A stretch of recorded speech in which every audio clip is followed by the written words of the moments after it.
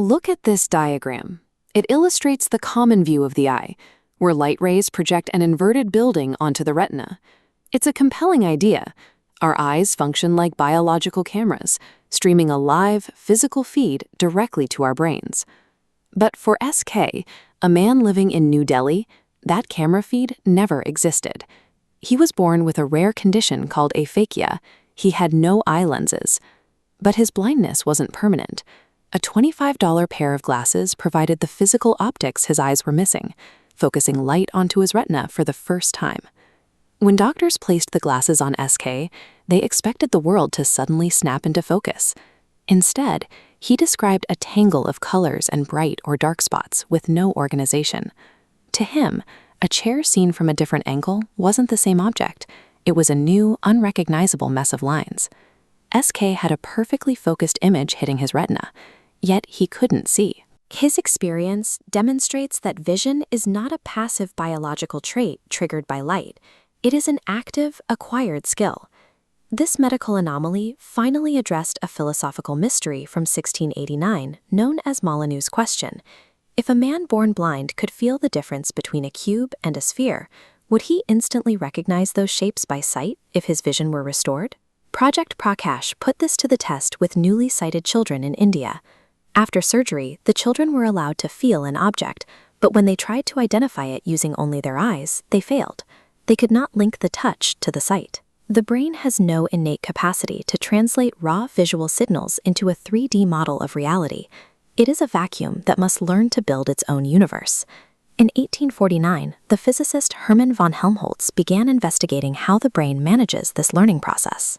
In his laboratory in East Prussia, he used current generators and rotating drums to measure the speed of the human nervous system. At the time, scientists believed nerve signals traveled at the speed of light. Helmholtz discovered they actually move at a sluggish 25 to 43 meters per second. This creates a lost time between an event happening and the brain receiving the data. Because of this delay, Helmholtz argued that the brain never experiences a live feed. Instead, it must perform what he called a sensory inference, an estimate of what caused the signals that arrived moments ago. This inference process is how SK eventually learned to see. Over months, his brain began to group signals together.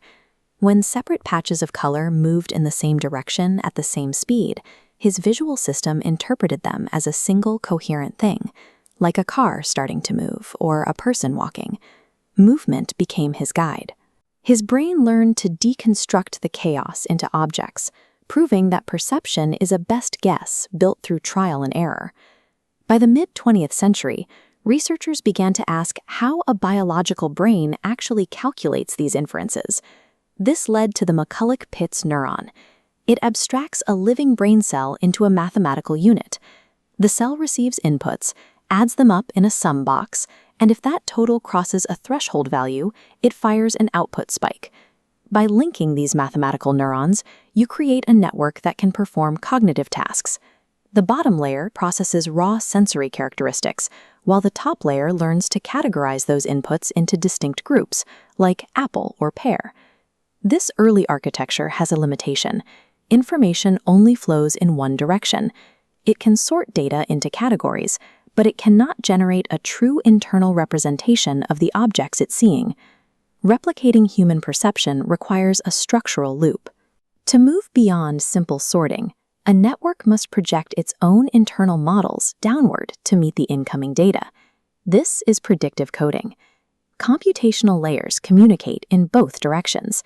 Higher layers generate a best guess of the world, sending it downward. Lower layers subtract that prediction from actual light, creating an error signal that travels up to update the model. Human perception is this continuous mathematical loop. The brain is constantly attempting to minimize the errors between what it expects to see and the raw data it captures. This explains the paradox of Helmholtz's lost time. If nerve signals are so slow, we should feel a delay when we step on hot sand or touch a cold surface. But the brain trims away this time, using trained predictive models to anticipate the present moment before the physical data even arrives. We experience the heat the moment our foot touches the sand because the brain predicted the sensation.